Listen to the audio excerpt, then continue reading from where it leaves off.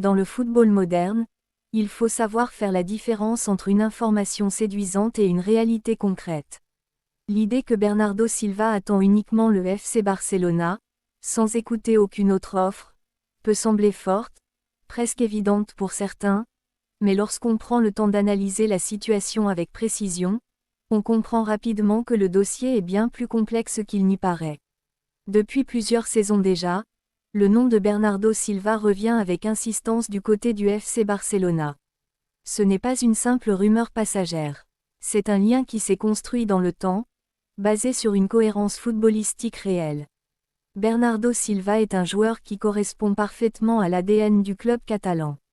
Sa capacité à évoluer dans différents rôles au milieu de terrain, sa vision du jeu, son intelligence dans les petits espaces, et surtout sa capacité à maintenir un haut niveau de performance dans un système collectif exigeant font de lui un profil idéal pour une équipe qui cherche à contrôler le jeu plutôt qu'à subir.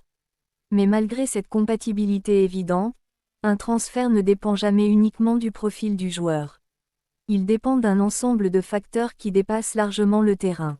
La première question à se poser est celle de la volonté réelle du joueur. Oui, il est crédible que Bernardo Silva ait une préférence pour Barcelone. Beaucoup de joueurs sont attirés par ce type de projet, par l'histoire du club, par son identité de jeu. Mais dans le football d'aujourd'hui, affirmer qu'un joueur n'écoutera aucune autre offre est rarement réaliste. Les carrières sont courtes, les décisions doivent être prises au bon moment, et les opportunités ne se présentent pas toujours deux fois. Même un joueur avec une préférence claire garde généralement une ouverture, ne serait-ce que pour se protéger face aux incertitudes. Et c'est là qu'intervient le deuxième élément clé, la position du club. Du côté du FC Barcelona, la situation est loin d'être simple. Le club traverse depuis plusieurs années une période de gestion financière délicate, ce qui oblige les dirigeants à faire des choix précis, calculés, parfois même contraignants. Chaque recrutement doit être justifié non seulement sur le plan sportif, mais aussi sur le plan économique. C'est ici que le rôle de Deco devient central. En tant que directeur sportif, il doit trouver un équilibre entre ambition et réalité. Recruter un joueur comme Bernardo Silva peut apporter une valeur immédiate à l'équipe, mais cela implique aussi des décisions sur d'autres postes, d'autres joueurs, d'autres priorités. Il ne s'agit pas simplement de saisir une opportunité, mais de construire un projet cohérent dans sa globalité.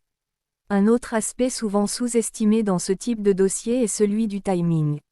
Dans le football, le moment est parfois plus important que la décision elle-même. Un transfert réussi dépend souvent du bon alignement entre la volonté du joueur, la capacité du club et le contexte du marché. Si le FC Barcelona tarde à agir, d'autres clubs peuvent se positionner rapidement. Et même si Bernardo Silva a une préférence, cette préférence peut évoluer face à une proposition concrète, stable et immédiate. C'est une réalité que l'on retrouve dans la majorité des grands transferts. Il y a également une réflexion plus large à avoir sur la stratégie du club. Le FC Barcelona doit-il investir dans un joueur confirmé comme Bernardo Silva, capable d'apporter une expérience et une qualité immédiate, ou doit-il continuer à construire autour de jeunes talents en développement, avec une vision à plus long terme? Ce choix n'est pas seulement sportif, il est aussi économique et structurel. Miser sur un joueur expérimenté, c'est chercher un impact rapide. Miser sur des jeunes, c'est accepter un processus plus long, mais potentiellement plus durable. Dans ce contexte, Bernardo Silva représente une opportunité, mais aussi une décision stratégique majeure. Ce n'est pas simplement une signature, c'est un choix de direction. Et c'est pour cela que le dossier ne peut pas être réduit à une simple phrase comme « Il attend Barcelone ».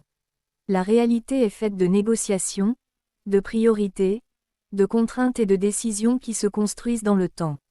Au final, ce qui rend cette situation intéressante, ce n'est pas seulement le possible transfert, mais tout ce qu'il représente en termes de vision du football. Le FC Barcelona est à un moment clé de sa reconstruction. Chaque décision compte. Chaque choix peut influencer l'avenir du club sur plusieurs saisons. Et dans ce contexte, le cas Bernardo Silva devient un véritable test de cohérence stratégique.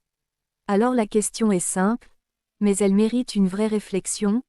Faut-il saisir une opportunité immédiate avec un joueur confirmé, ou continuer à bâtir patiemment avec des profils plus jeunes pour assurer la stabilité à long terme? Yeah.